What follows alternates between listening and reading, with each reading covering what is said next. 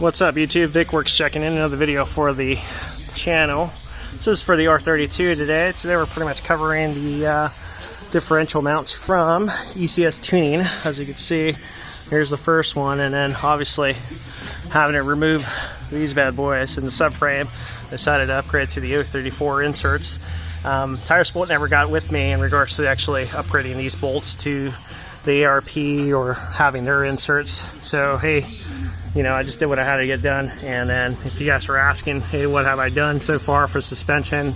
Obviously racing line rear sway bar, TCR brace, and you know, obviously some aerodynamics or protection. And I'm still waiting to do obviously the aero arms and the upgraded R34 arms, as we discussed, and control arms, all that craziness, and urethane bushings that go from here to here. Well, actually in here and in here. And then I also have the ECS rear brace, tonal brace. The car is actually OEM height, so nothing crazy, but it still scrapes on stuff. I have the R34 insert, but as mentioned, that's going to get changed out to the new one. And then I also have some TT brake ducts, but you know, it actually works to some degree. And then I also have some, they said they wouldn't fit according to ECA, but these are rodent deterrents type of things. And I had to do it because my neighbor had those chickens, as you heard from the video. And then I just recently did the CV boot on this bad boy.